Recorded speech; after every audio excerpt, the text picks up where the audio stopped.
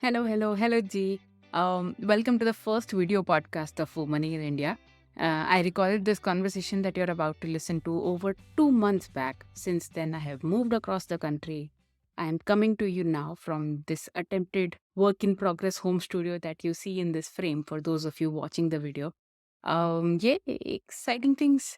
In this episode, I am talking to Madhu about what womaning looks like when you add a physical challenge to it. What does it mean to be a young girl and then a woman, growing up, studying, finding a profession, finding a life partner in India with a physical challenge? Madhu was born with a rare form of muscular dystrophy, which is a genetic condition that severely limits her mobility. But completely opposite to what you might expect from a conversation about such a subject, this chat with Madhu is easily one of the most fun conversations I have had for this podcast so far. Madhu is a branding and marketing expert. So, of course, she speaks with great clarity and she's very articulate. But there's also a serious amount of humor in this conversation, which was such a surprise even for me, given the assumed heaviness of our subject matter. I'm resisting the urge to go on and on about what a brilliant episode this is. So I will let you come to that decision yourself. Enjoy.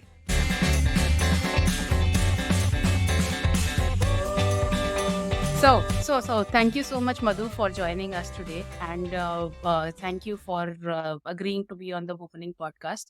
I really wanted to talk to you because I feel like women as a whole are not shown very great coverage and true representation in media and in pop culture and in our daily conversations. And if you add a physical challenge to it, then people become all the more awkward talking about these things. And because of that, we don't really know what it is like for a woman to go through life with a physical challenge.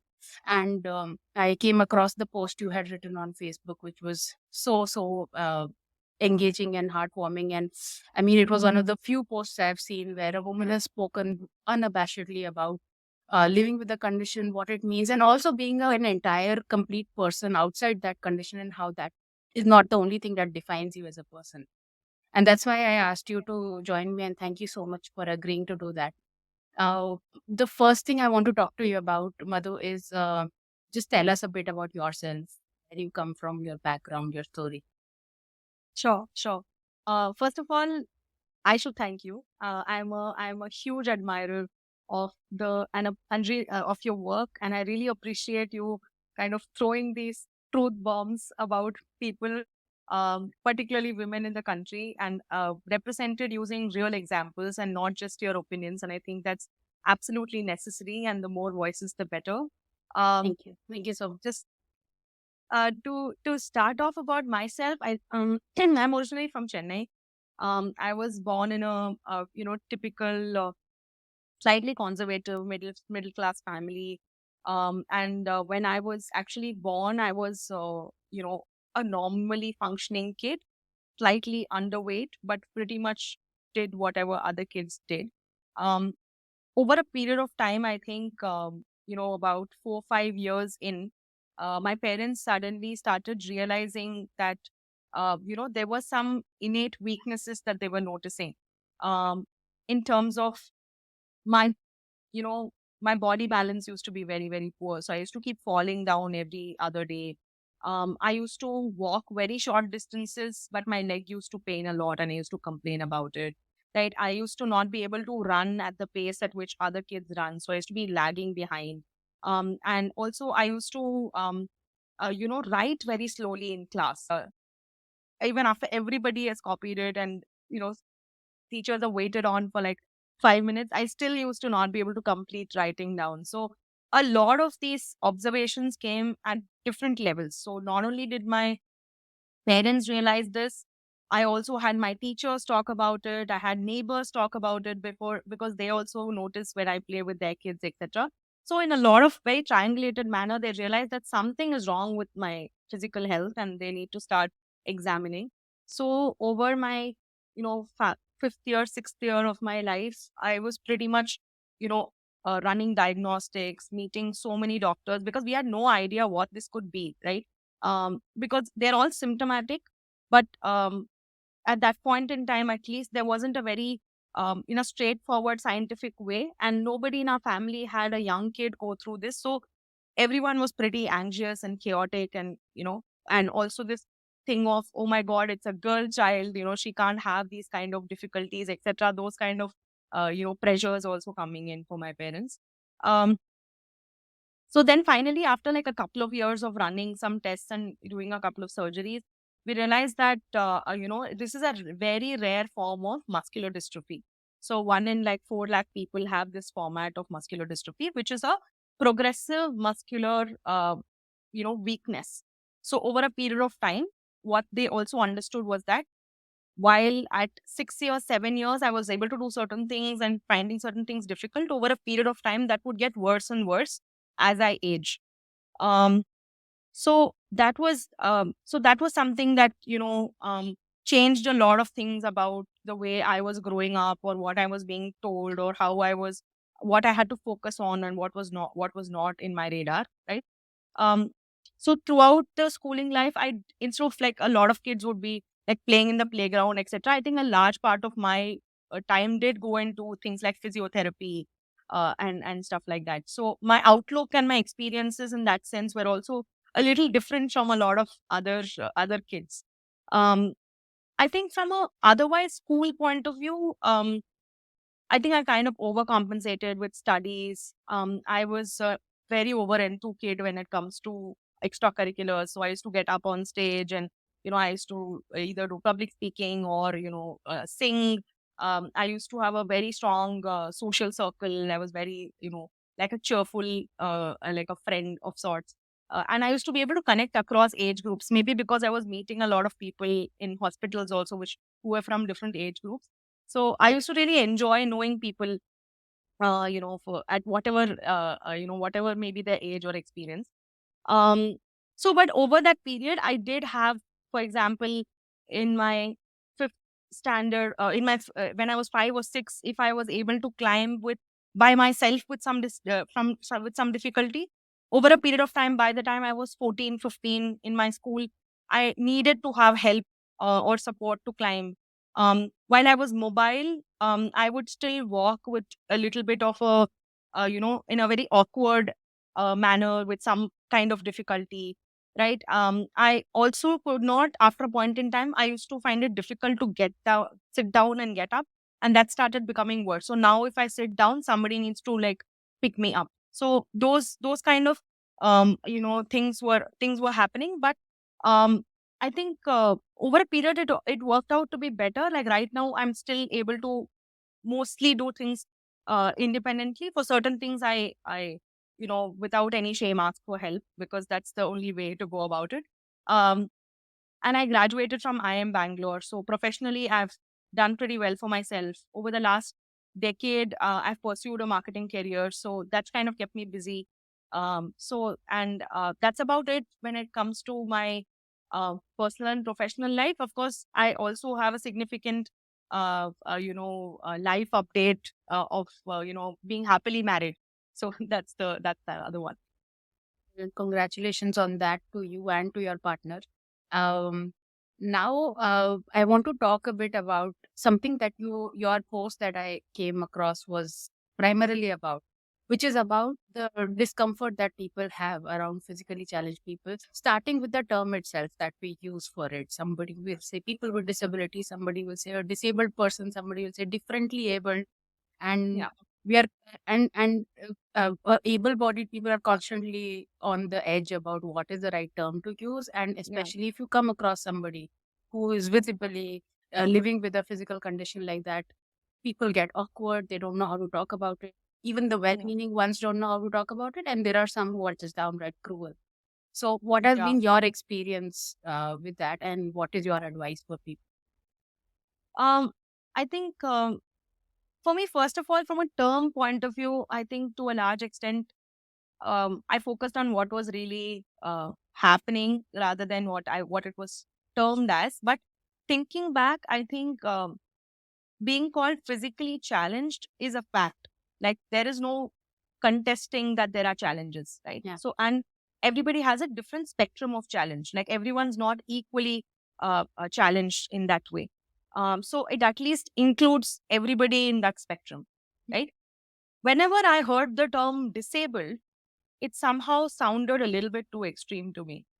As if I'm just not able to do things, or physically, to say physicality is so many senses and so many formats, right? And you use your body in various different ways. In certain ways, it is difficult, right? Yeah. So to say that somebody is completely disabled felt like, a completely non-functioning body. That's what it felt like to me. So it somehow always kept felt like a very helpless term, like a very victimized term. So I didn't really quite prefer when people used to say you're disabled, because it used to feel very like aggressive as a term somehow. But that's just my take. I'm sure a lot of legal or for corporate purposes, people find it to be the more appropriate way to go about it. But this is just my personal opinion. Um, I think differently abled, on the other hand, is super overcompensating. Yeah. I think it's really sweet that people say something like differently able, because if you think about it very logically, I don't know what different abilities I have. I probably I'm similarly abled as some people maybe, but I don't understand what that term means, or whether it's an appropriate term to use. But it nonetheless, it just I understand the spirit of it. I understand that it was important to change the mindset of where people came from. Um, and also, I think historically, if I have to give some context, when I was reading, I think this book called *Sapiens*, it made more sense that when we were hunter gatherers, obviously, when somebody is physically challenged, most of the times they get left behind, or when they are carried forward by the group, they get lagged, because it's a survival skill, right? Displacement is important for human species. So Mm. therefore, they had to leave some of those people behind. Similarly, when when it came into farming, um, it's a physical, occupation. And therefore, maybe there were more people who had to overcompensate for them, or overdo their work, or pull more weight because somebody is not able to do that work. And therefore, there was a general sense of um, physically challenged people, can they be value adding, is a very big doubt that people have always grown up with, and in an evolutionary manner, I mean. In fact, if I have to take a even more recent example, somebody like an Adolf Hitler wanted to kill people who were physically challenged, because he called them lazy eaters or useless eaters, right? So there is a doubt that clearly everyone sees on, are these people value adding or not, right? So if that is the space that you come from, maybe to say that they have limitations in a big way, or disabled or something like that, it does feel like reinforcing their already existing seed of doubt. And maybe calling somebody differently able changes that optics or tone. So from a spirit point of view, I understand where they come from, though logically I do still feel that challenged is a more um, balanced word to use, and more appropriate to actually what we go through. Yeah. Yeah, and there another thing that you had written again from your post was that ultimately it doesn't beyond a point matter what the term is, as long as your intention is genuine. You Yeah. really genuinely want to engage with the person and learn more about them, then you'd speak to them. Otherwise, just keep your comments and your questions to yourself. So there was Yeah. some Yeah. really like very visceral and very strong, but also very familiar examples that you had given in that post. So could you share a bit about us about the kind of awkward and Yeah. sometimes downright inappropriate ways in which people behave, and how can they do better? Sure. So, see, for me, initially, it used to be like, when I used to step out, I think a lot of people around, especially because you're a small child, and the difference in children come across very, very clearly in terms of what activity they're able to do, right? So for a lot of people, it was a shock. Like, if in case you see a kid like that who's, walking with difficulty, etc., there is a little bit of a, I think, initial shock that people go through. And then I used to keep getting asked this really, like a really suspense filled question called, what happened? And this has always been the case in like my last so many years also. Of course, it has reduced over a period of time. But when I was growing up, it was very high. Like, people wanted to know. But the issue with something like that is the response to that. For example, my response used to most likely be something very logical, right? It used to be, I have muscle weakness, or I have difficulty climbing. If in case they're seeing me climb, whatever it is, right? I will just say it for what it is. But the response to that used to always be, it used to be really like a sad, like that same, they have nothing to contribute to what I've said, but they just wanted to know what has happened. Now, maybe it is something that you wanted to know out of curiosity, but if it's not a helpful thing, maybe why should you even ask, right? Because for them it is a shock. For me, it's not. I've lived with it for too many years, and it's like, I mean, to give you a very random like a parallel, if somebody has lost like their loved one like a week back, if you're saying, oh my god, what happened, at least they will be more in line with your emotion. Like they can at least say it, respond to it in an appropriate way. If they've lost their loved one 10 years back and you are responding, you will not say, oh my god, what happened, right? You will say, um I'm sorry, and maybe move on, etc.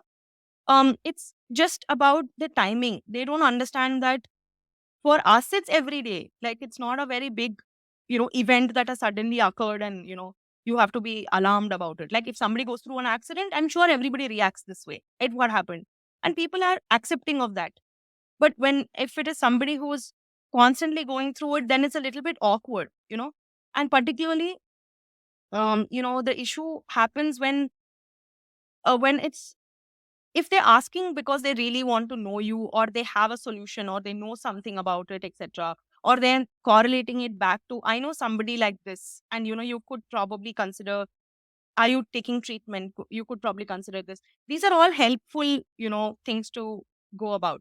But if what is not helpful is just like showering very very sympathy, very very pity oriented behaviors. Like there's nothing else to it. There is no value addition to that particular emotion.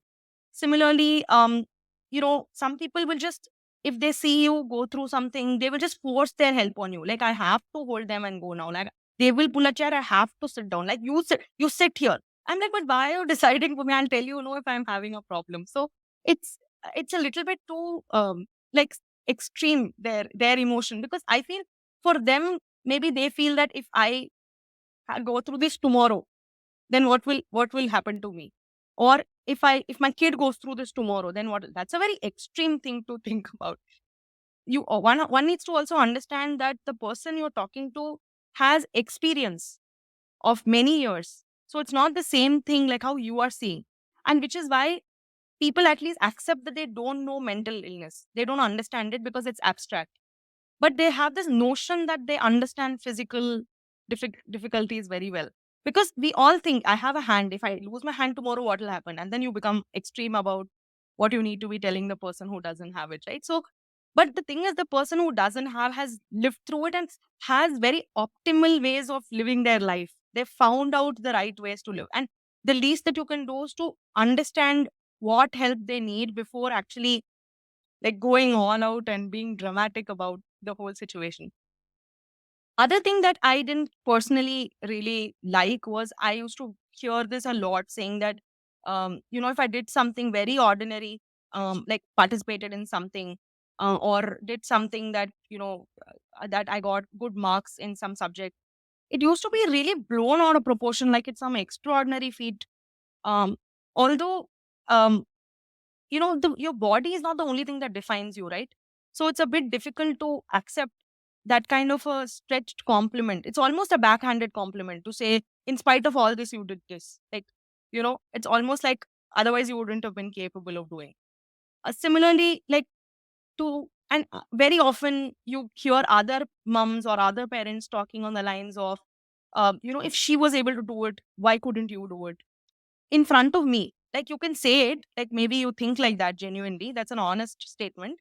But why would you make me look like the smaller person in that equation? Like you've already decided my capability is lower, right? So those are all very unintentional. Of course, they will say that no, but I was trying to appreciate that, you did better. But it's actually a backhanded compliment, and it's Yeah. not needed. Um, of course, I've heard some really bizarre things. I've heard things like, um, this must be some previous birth sin. Go to this particular astrologer, and they will tell you what what kind of what kind of solutions can come through from this. So I've had some really bizarre, like anything. People just feel like they can say anything to you because they just feel superior. I think in a certain way that they are more able-bodied, so they have some sense of, I know what this is. I'll tell you. Most of the times it's very inappropriate. But I think what they could do is really just sometimes just I've seen people who just smile in a kind way and just move on with their work. And I've found that to be infinitely grateful for. Right. I've seen people who generally say, do you need any help? And if not, they will just politely exit, right? And they will let me do what I'm doing. I've seen people who um like you know um like who ask me, for example, what happened to me after knowing me for many, many hours or many, many days. Then it feels like they genuinely wanted to know me for who I am rather than just what has happened to my physicality, right? It's ultimately an intrusive question. And the thing is, it's very hard to explain this to 10,000 people, the same thing again and again. It's ultimately not an energy gaining conversation. It's an energy losing conversation. And that's what people need to realize, that it might be an extra information to you, but it really puts that person on some kind of back foot when they are going for something more positive.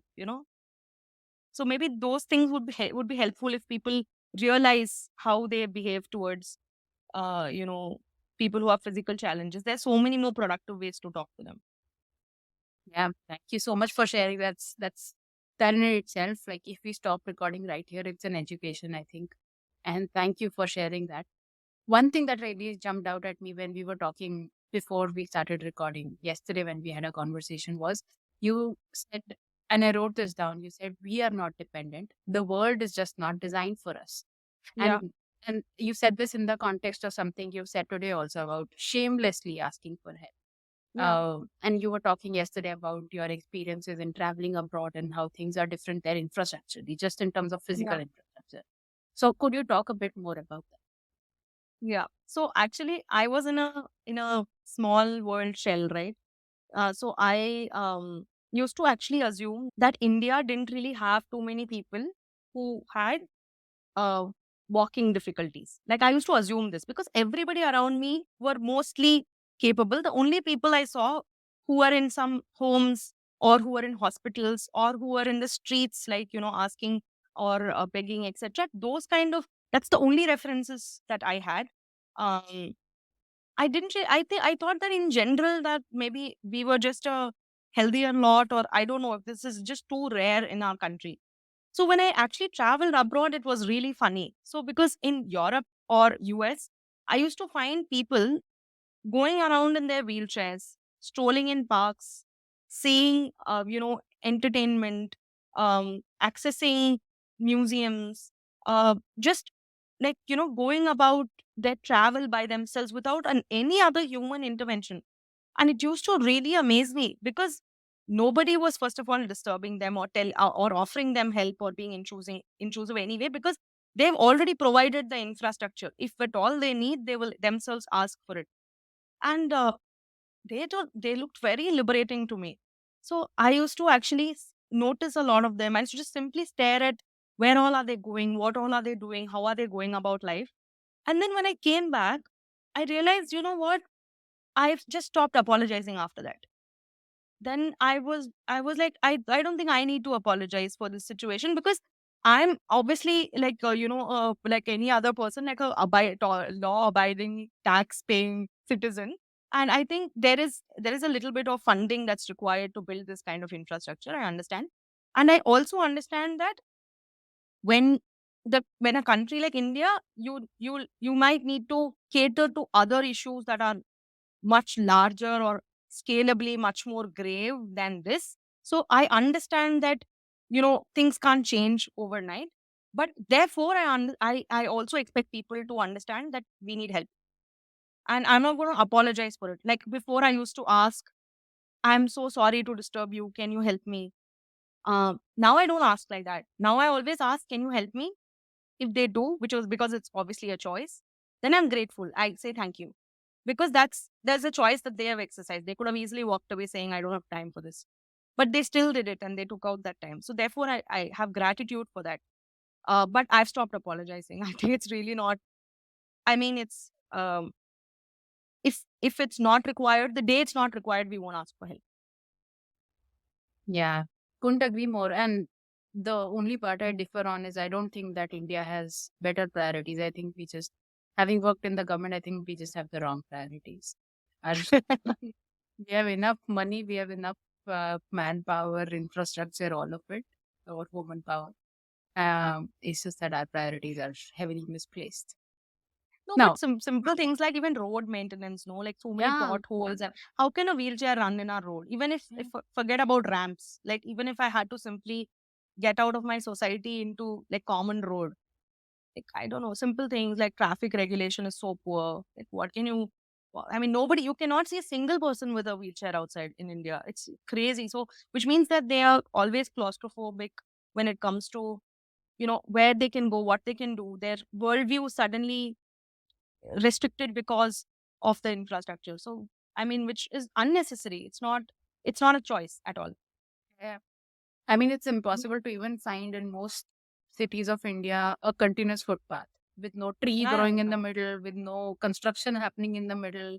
And even our footpaths are so high. Like, I actually worked in the DD News at one point, and I designed a campaign around sustainable urban transport. And that was the first time I kind of got in touch with a lot of urban planners, and I talked to them and I realized how poorly we are designing our cities. If you go abroad, the footpaths are just like a little, they're probably Really like small. just a few centimeters high, right? And here we feel safe because we built a 2 feet high footpath. And so now no car can come and crash into us, and it's a safety thing. But then the moment you start thinking about a wheelchair walking on going traversing this road, or being wheeled on this footpath, how do you lift a person 1 foot up and then put them 1 foot down? And they can definitely not do it without assistance, and even the person who's assisting them will get exhausted after a point of time trying to just Yeah, navigate that area. And I can imagine for the person in the wheelchair, then like you're saying, your worldview becomes limited because every time you need to even step out, you it's a huge ask task. for a favor. And then it's like as a, Yeah, you can't just say, oh, now I feel like a walk, so let's go in the garden. First of all, you cannot do it by yourself. And secondly, to ask a person each time must feel like, oh, I don't want to inconvenience them so much. And that's yeah. such a ridiculous restriction to put on a citizen. And also, I think it doesn't only affect the physicality of it.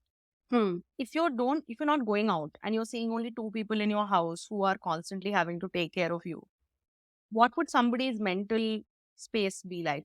Right? They would be Yeah. very, constantly irritated. Maybe they would be very sad. Like then your clear, life in terms of how it needs to be lived also gets very restricted, not only physically but just mentally being able to openly go through those joys.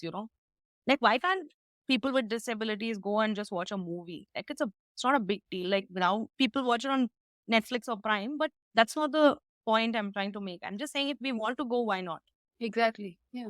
I mean, everyone deserves to have the option, whether or not the exercise is Yeah. different. Now, I want to talk about, since you brought up movies, good point to enter our my favorite part of your post, which was about how pop culture representation of physically challenged people is always something really sad and tragic.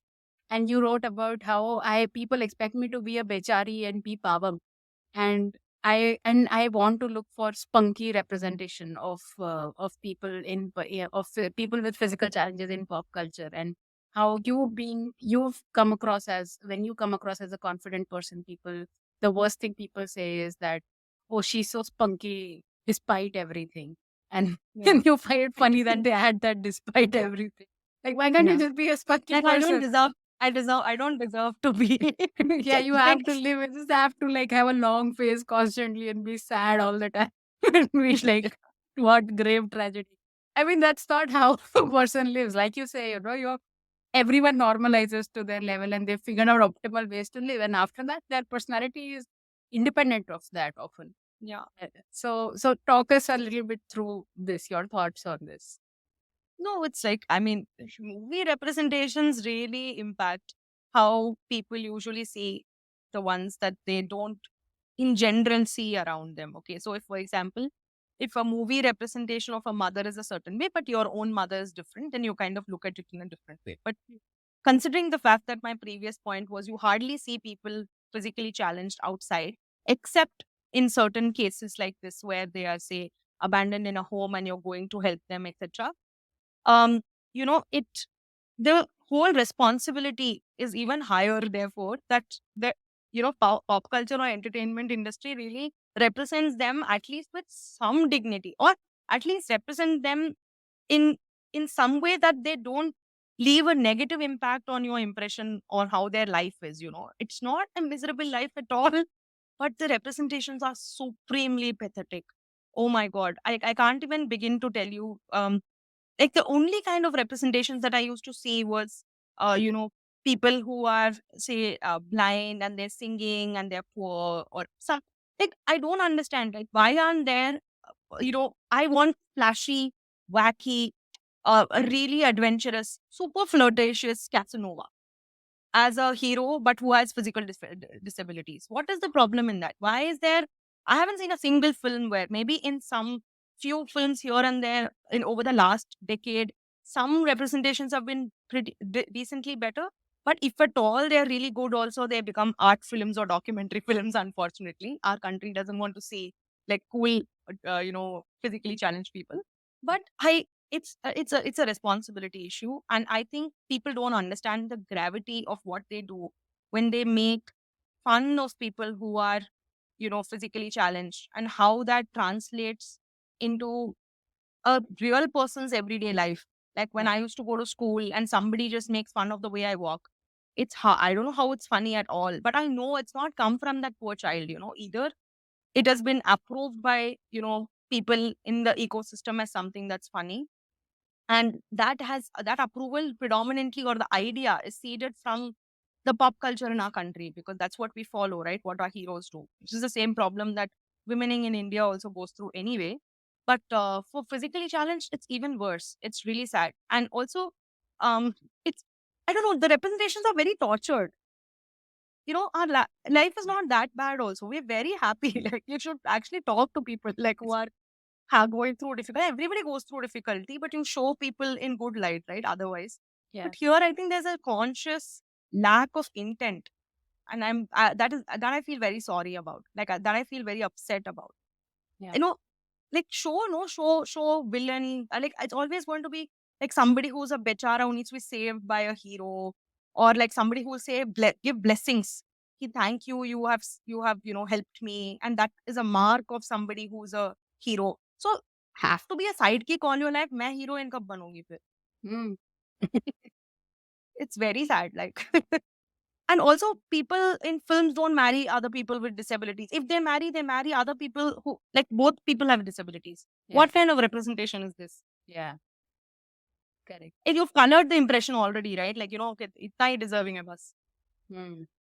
I remember we were talking yesterday about Margarita with a straw, right? That's the Yeah. name of the movie. And how I mean, I watched it and years back. I mean, I barely remember a lot about it right now, but I do remember for the first time seeing a woman who has a physical challenge, and also at the same time she has a dating life, she has a sex life, Yeah. she loves people, she rejects people, and it's like it's a whole complete life, which is not how you've ever seen that representation before. Of course, like you said, these films often get classified as art movies, and so not Yeah. many people watch them. But it's not just, I think, a lack of intent, it's also a lack of representation. You know, how one of my favorite movie critics, Sucharita Tyagi, she often says she loves it when it's a woman story of a woman written by a woman, and she calls it women telling Yeah. women's stories. And I find such a stark difference in women characters written by men and women characters written by women. Because there's Agree. this the latter are just so much more true to reality, and women are shown as complete human beings with flaws, and they're funny and they're spunky and they're evil and they're whatever. It's not that they're just one single, or she's a bichari sad woman, or she's a vamp and she's evil and everything.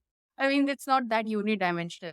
And I think the same holds for also representation of people with physical challenges, because I think if more of those writers are in the room, the representation will also improve.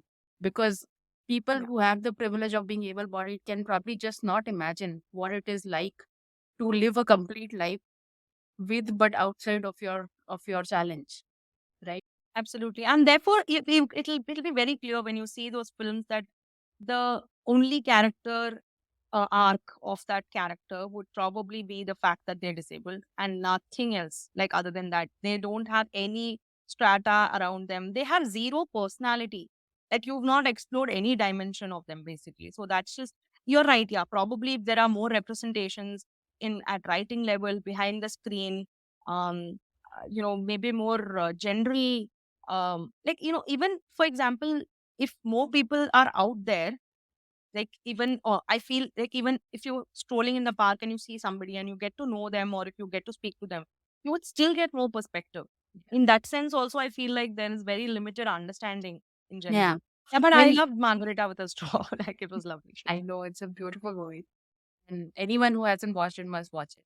And the other movie I was thinking of when you were talking about this was Aankhein. I just remembered it as a kid. I watched it. Have you seen it, Aankhein? No, I'm not. It's a movie about Amitabh Bachchan is this guy who wants to rob a bank, and he hires three blind men to do it for him, because his master plan is that nobody will believe that blind men could be robbers.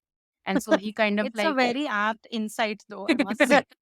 That's the impression that he people have, that wants they can't do anything evil. Like, right. And so his plan is to capitalize on that bias. It wasn't a bad movie. And I think the three blind men were Akshay Kumar, Arjun Rampal, and Paresh Rawal. that they would have done a lot of unnecessary humor with them. I feel very bad about that. I think so. So that's what I mean. Watched it as a kid, and at that time, of course, we didn't have these lenses, and so. But now thinking back, but that was one movie where I saw a depiction of people with physical challenges not being shown as unidimensional Vijana characters. I Yeah, like that. yeah. And I think to a certain extent, some actors are starting to do their homework. Yeah. At least doing something bare minimum required so they know. Yeah. Like a Priyanka Chopra's character in a Barfi, or Hmm. even a Andhadhun character like that Ayushman played, although it Hmm. was a little bit, it, this side and that side, not blind but blind, that kind, but Yeah. it was Yeah. still at least a little bit more researched. I mean, I feel like at least the bare minimum you can do is to talk to those people really, and Hmm. see what their genuine world is like. It's not a sob story at all. Like, Hmm. that's the only way it's looked at, and which is the angle that people have when they finally interact with people who have any kind of difficulty. So Yeah. therefore, if you start your equation with somebody with this mindset that their life is miserable, Hmm. like, how much of a humor you add, it's going to continue to just add up, right? Right.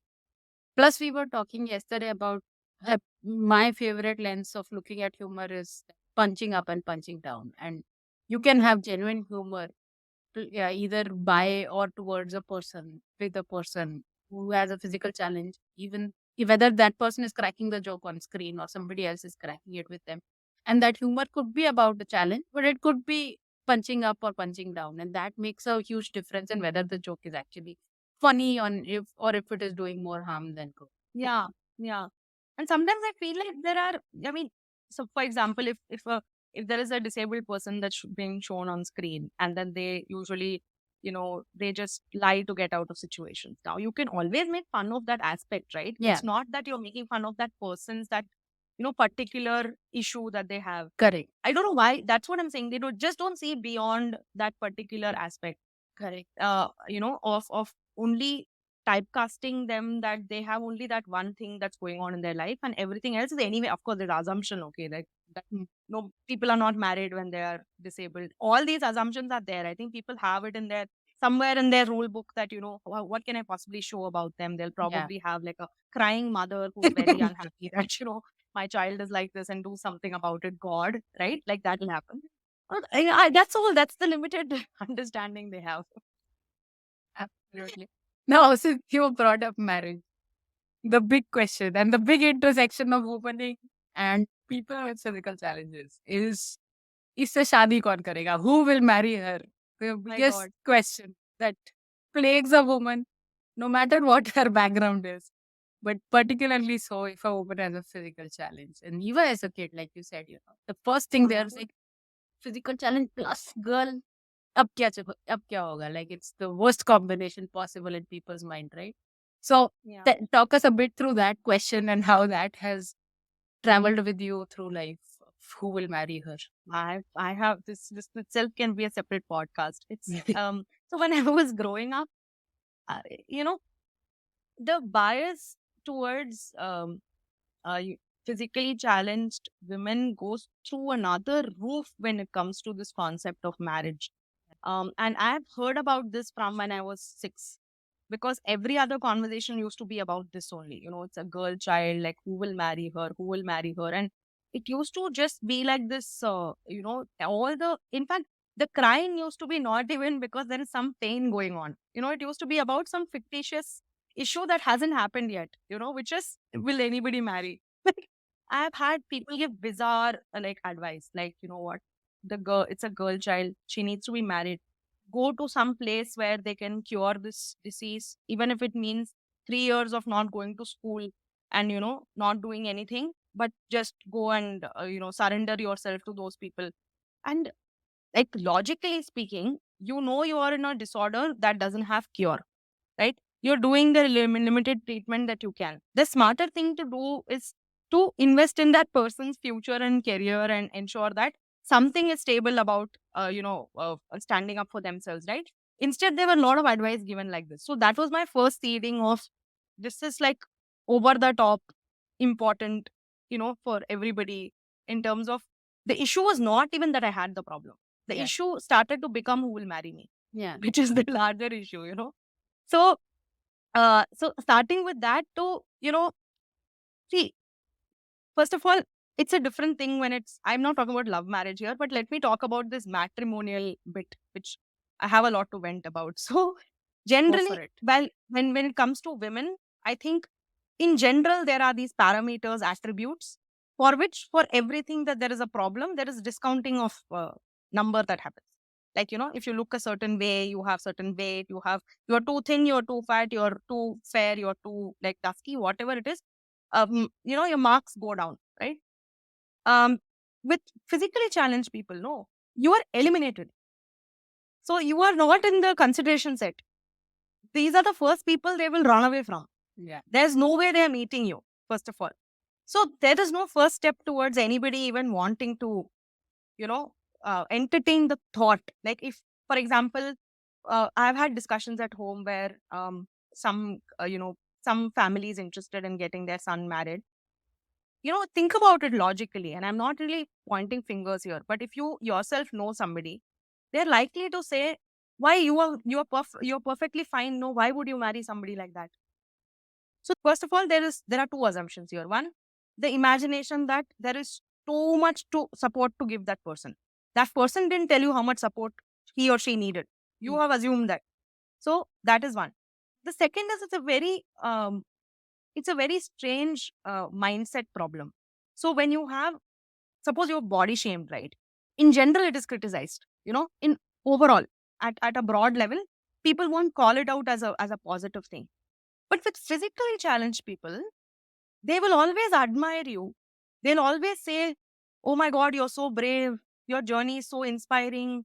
You are inspiration to everybody." All this will happen, but the same thing will become like a big problem when it comes to, you know, the marriage decision. So somewhere, um, even though in their minds, if you confront people, they're likely to say, "No, no, I respect them.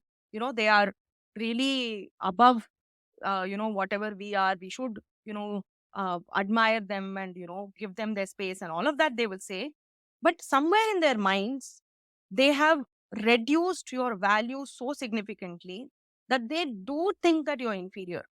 It's a fact. Like, people don't understand it because outside they behave with disabled people much better than they would behave with, say, for example, somebody they consider, not very good looking. I'm just just saying it, like, because that is not considered good across. So here it's like a superior but inferior, that kind of a space. So it's very hard to get somebody, first of all, who has maturity. So either you can't find somebody who also thinks that they are giving you, sacrificing their life for you. That's the worst kind of family or people that you can live with. On the other hand, they will just like back off because they're like, this is not my cup of tea, or I don't deserve somebody as, as problematic as this.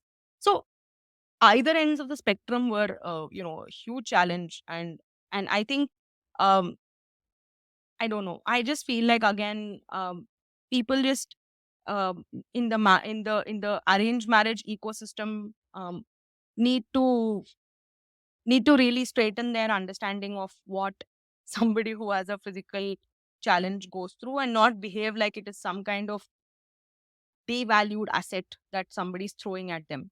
And my parents used to be very, um, they used to say very nice things. They used to, if for example they talk into another family where they want, they want to be considered for getting me married, etc. They used to say, oh, she's educated. She's like, she went to IIM Bangalore. She's working here. She makes a lot of money. Whatever it is, they'll say all that, and then they'll almost apologetically whisper that I have a health issue. Like, it's such a sad thing that they are so apologetic that they have to give away this, you know, like the way the movies portray this bichara, like, somebody who can't take care of herself, like person to the other person. Like, it's a huge burden that's going from one person to another. It's a really sad state of affairs. The arranged marriage market, like you said, is actually cruel towards pretty much everybody. Like, Yeah, I agree. I mean, there's a hierarchy to how cruel it is, and That's why I able-bodied didn't go men. through it. Yeah, we'll come to that. But that's what I'm saying. So, I mean, there's a hierarchy to how cruel it is. Maybe able-bodied, high caste, fair, tall men. It is the kindest to them. But Yeah. as you go above up that hierarchy, women are the top part of it. The cruelest to women in general. And then within women, like you said, almost every woman has some defect: too fat, too short, too tall, too dark, too fair, too this, too that. So we have problems with all physical attributes of women. We have a problem if she's not educated enough. We have a problem if she's too educated, then you're overqualified for arranged marriage. So there's all sorts of issues on which you are judged, and like you said, it's like there's a scoring and you lose points on many things. And most women are told, conditioned, that you are at the bottom of this barrel because of XYZ problems that you have. Yeah. And I mean, I was talking to you yesterday also. The number one thing that comes to my mind right now about it is that show Indian Matchmaking, where Seema auntie will tell you that, oh, you're a divorcee, it's horrible. Oh, you don't speak Hindi, it's horrible. You don't know how to cook, it's horrible. You will get only this much, 60-70% milega. Rest you have to adjust. She'll say that to every woman. And then when a woman rejects a man, she's horrified. How can you reject a man? You have a flimsy ground for it, and you can't ask for more because you have XYZ disadvantages. And then when a man rejects a woman, she's completely okay with it. Yeah, that woman was cracked to begin with. Let's move on to the next candidate. So there is that bias is anyway there in that market. But rejection is not an option. Here there's an aghast feeling, right? Like astonishment. Yeah. Here rejection is not, how can you, like, somebody has accepted and agreed to, do this for you. How can you reject somebody? And I used to reject people if I didn't like them, if it did not work for me. Because same, right? I have one life to live. Like, why would I compromise on these things? There was nothing to be compromising for, according to me. But people used to take it very badly, and they used to feel even more ego hurt. Because now, how did she say no to us? Yeah. So, I mean, it literally, was a you're stripped of your right to say no to any man on this planet. Yeah. In fact, according to me, I think in general, the mentality is that you have to marry any asshole who agrees to marry you if you have physical difficulty. It's just as simple as that. Yeah. There is no grounds for saying rejecting. There's no grounds for divorce. There's no grounds for anything, because the fact that they're even considering you is a gift of God.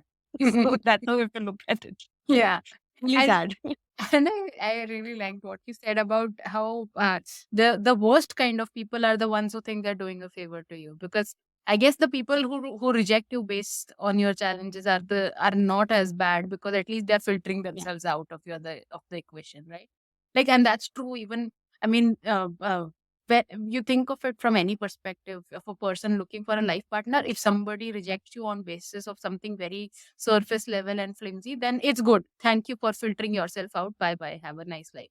Yeah. But the people who stay, and they're staying for Yeah. the wrong reasons, and they're staying thinking like they're doing a favor to you, and again, not looking at you as a real person, but just as a box of, oh, Yeah, physical because see, challenge. Take. ultimately, I'll tell you, I find this really funny that I actually make a lot of people look very good. It's a matter of fact. Like when people help me, like if you're my friend or if you're married to me or my husband, I make them look unbelievably awesome because like I'm increasing their brand value. They become better human beings by default in being associated with me, Ah, etc. So it's a, yeah, it's a very tricky thing, but I think it helps that if you have been especially for me it helped that I always spoke to strangers so much by virtue of needing so much help or having that kind of voice that I think somewhere when somebody is even trying to help you because somebody else is seeing, like I used to get used to help so that some guy looks at the girl and thinks she's a very nice girl, and I used to be like, this is like, I should take money for this.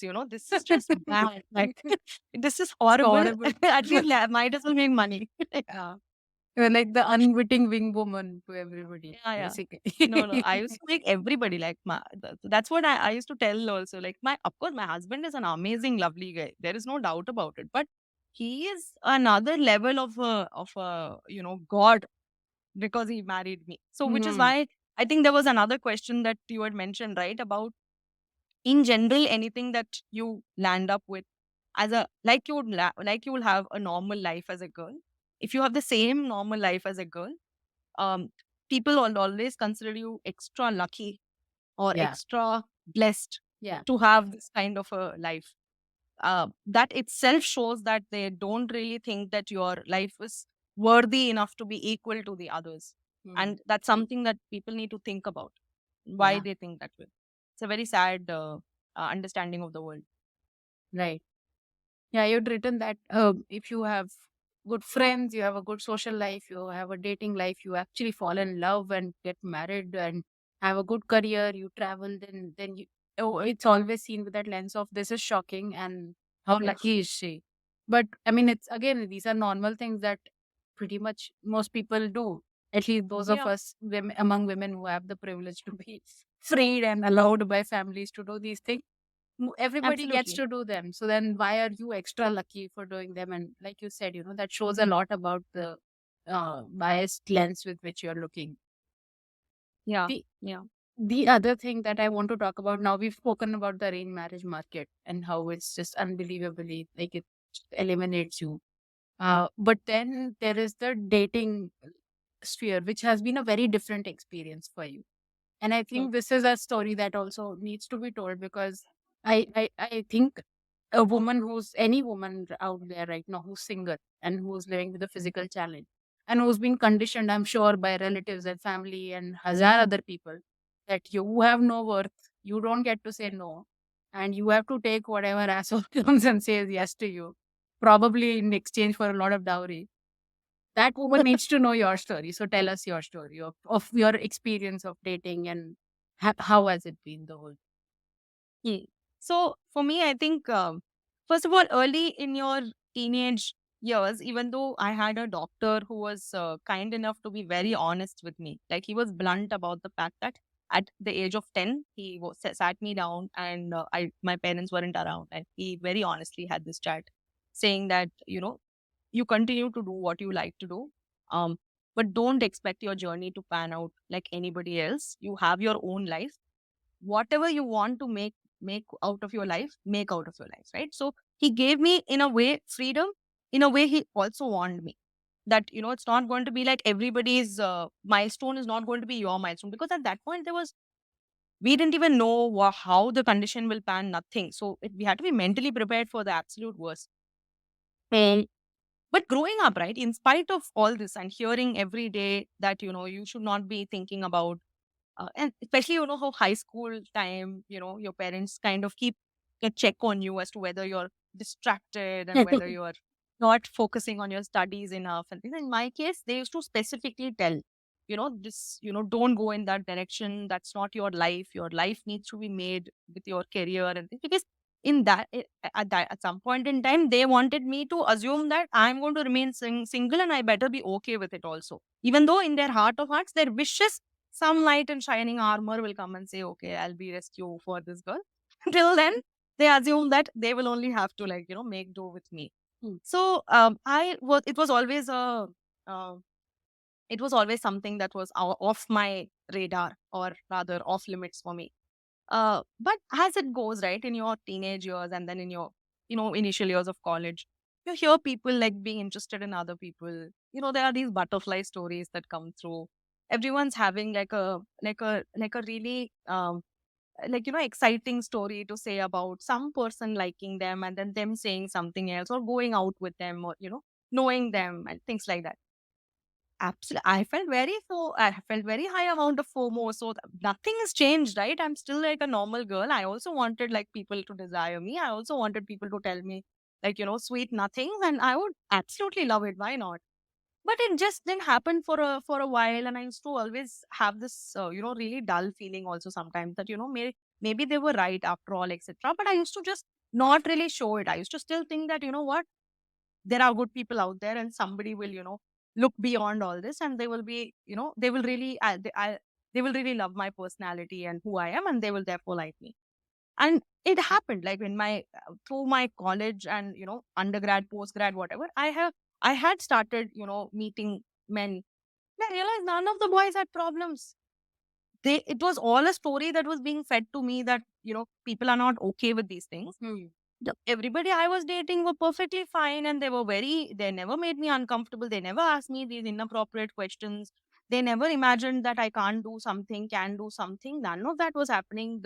There was all the discussions were free flowing, like it would happen for any other date, for any other girl. It was really shocking that for me also, and that experience was important, because I knew that I could date people and there are good people out there. Even when it came to the decision of marrying, it helped me be more uncompromising. If I was this cocooned girl who did not meet anybody, then I think their worldview would have really influenced me. In hindsight, I'm very glad that I went about kind of saying that I also can go out. What is the problem? And slightly rebellion, but that, I think that was good in hindsight. And I feel the filter was also beautiful. So I actually feel very bad for the picture perfect girl, because so many of unwanted crazy people follow them and speak to them and really force themselves on them. I think it's a much harder life. I feel that for me, thankfully, a lot of people who didn't want to deal with me or my future or how my life is as a lifestyle, they never approached me. So the ones who did approach me were absolutely, fab. And therefore, I actually had a great time. Whether it was like during my dating time, whether it was like courtship, or whether it was marrying, whatever it was, mine was a smooth sailing boat. And therefore, if you ask me, please don't trust anybody about any opinions they have on something that they have no idea about or they have no experience in. It's better to experience it firsthand rather than have these preconceived notions which will only reduce your own self-worth. It's not really, it won't add value anyway. Worst case, if I had gone out and I had met a lot of jerks, I would have told that, okay, mom and dad, like, let me figure out something that you guys say. But since it did not happen, it was a win-win anyway. Yeah. Just to clarify, what you're saying is that when somebody approaches you for an arranged marriage without knowing who you are or have any experience of dealing with the condition that you are living with, and they say theoretically that, oh, I am all okay with everything, or that I will not be okay with XYZ thing. They have no experience, and so they are talking out of thin air unless they are Yeah. a doctor or something. So it's better to actually have go on a few dates, Yeah. try actually get to know the person, let them get to know you, and maybe that's a much more organic way of educated them as at the same time getting to know their real views on things. Yeah.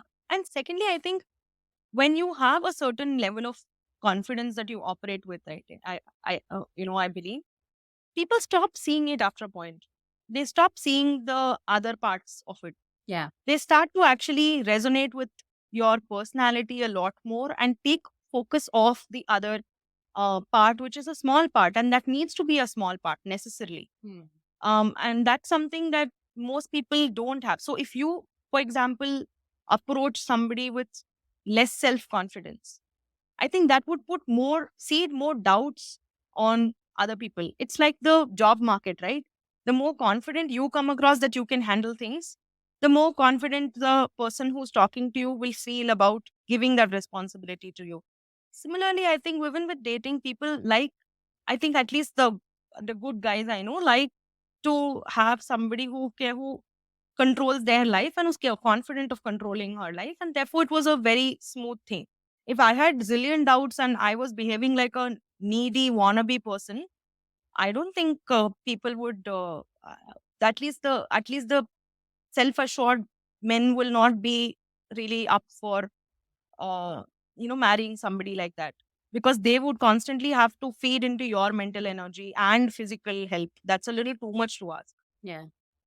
No, that absolutely resonates with my own experience also. That whenever whatever surface level flaws you think you have, or the world might think you have, they are very very small part of who you are, and somebody who really wants you and loves you will be more attracted to your confidence, to your Yeah, sense of humor, to how caring, nurturing you are, forgiving you are. These are qualities that are far more important in a real relationship anyway yeah, than what you look like or what the external packaging is.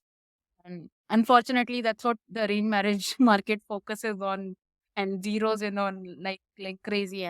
But that's actually the least important part of a marriage and a relationship. see the fundamental difference between arranged marriage and love is arranged marriage is a pros and cons chart. As a physically challenged person, that you can't fall under the pro irrespective of what you do. You are a con, like it's a default setting. Love marriage comes with something other than just looking at somebody's absolute strengths and weaknesses or absolute tick marks, right? It comes with something called feeling that you're not able to articulate why you feel certain way about somebody.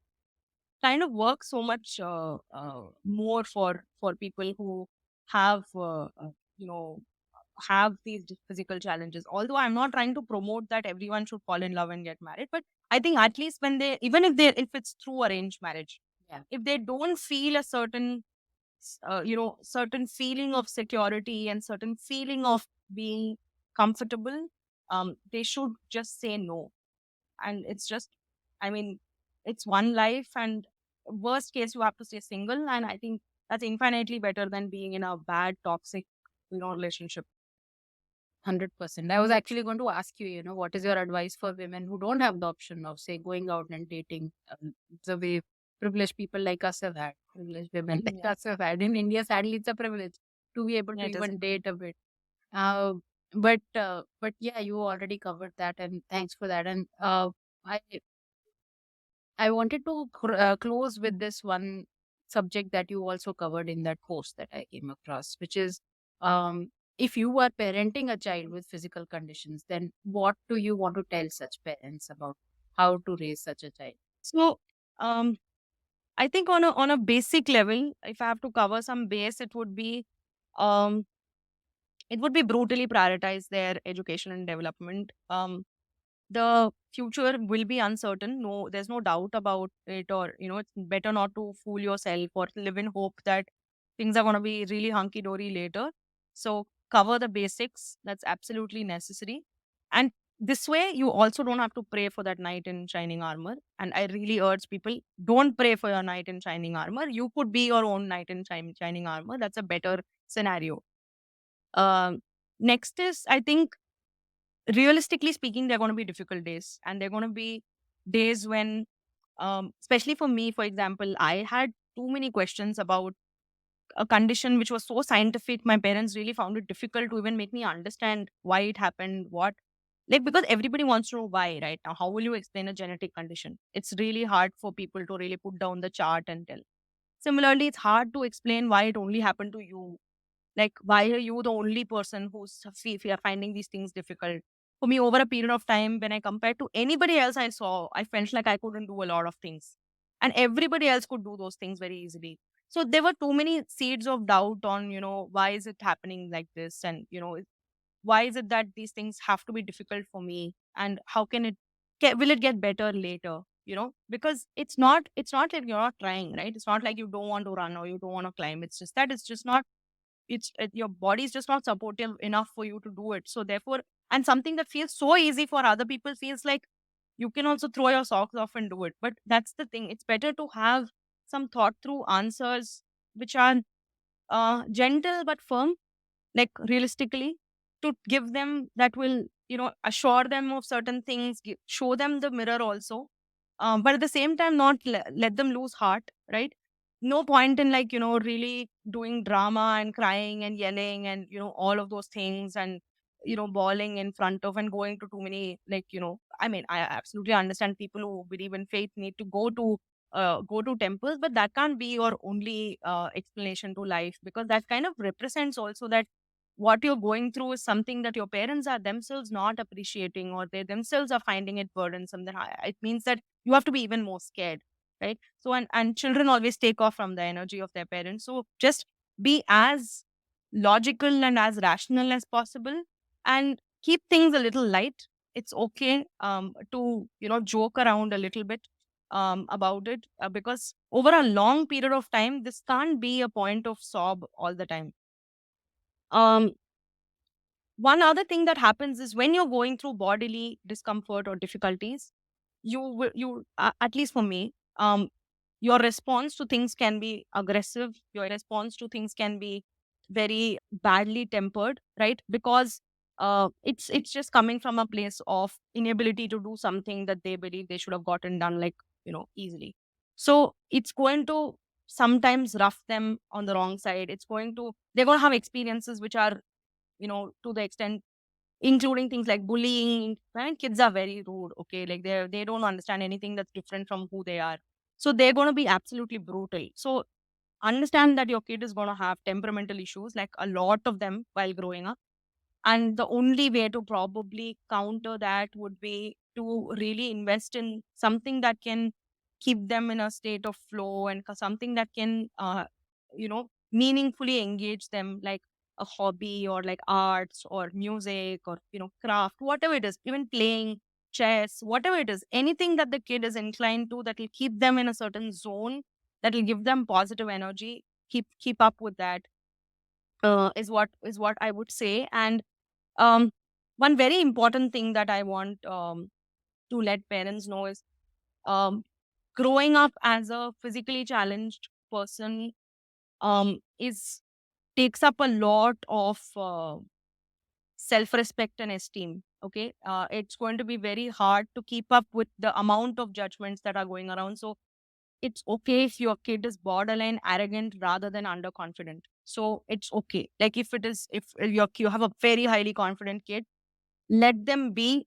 They will they will mellow it and they will balance it out at some point. But if you have an underconfident kid, you be assured that people are going to walk all over the child, and it's going to be completely brutal. And I've had instances when I've been bullied in school, and the next thing I did was to just walk up to my principal's office, because I had the guts to, and tell her that this person behaved like this to me, and that kid got suspended.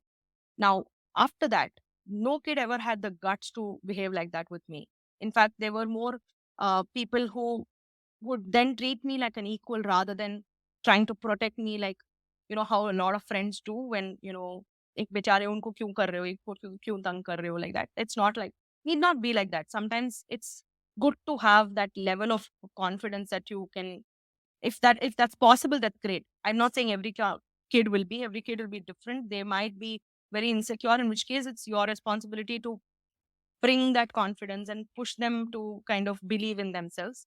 um no need to micromanage them. They're as normal as any other kid. They just need help in one part, then just take care of that part, and rest of it, let the child be. I mean, this is something that most children, it's applicable to most children. I would say don't lower their benchmarks at all. Uh, Whenever you make them feel like anything is a consolation prize, they will lose the value of it. So it's better to keep them on the race like other people.